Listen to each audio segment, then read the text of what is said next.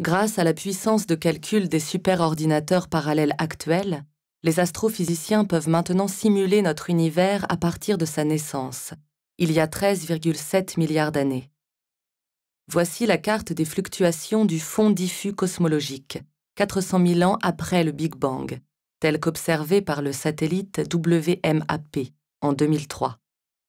Cette carte nous donne les conditions initiales à partir desquelles la simulation résout les équations de la gravitation et de l'hydrodynamique, appliquées à la matière noire et à la matière visible. Ce calcul permet de recréer dans la mémoire de l'ordinateur la formation des structures cosmologiques de l'univers.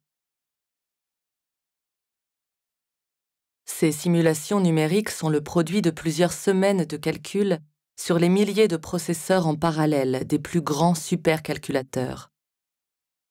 Ils représentent l'évolution de l'univers sur plusieurs centaines de millions d'années.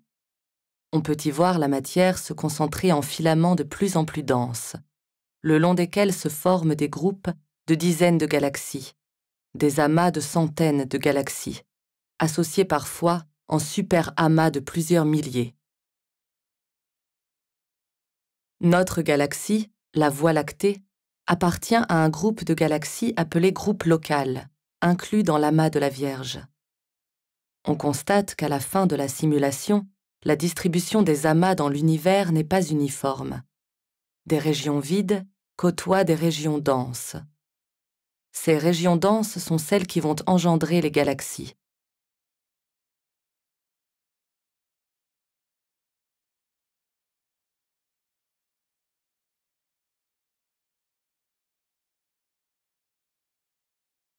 À une échelle plus petite, à l'intérieur d'un amas, on peut simuler la formation d'une galaxie. Ici, la densité de matière et la température sont représentées en même temps. Les zones les plus lumineuses sont les plus denses. En bleu, les zones les plus froides. En rouge, les zones les plus chaudes.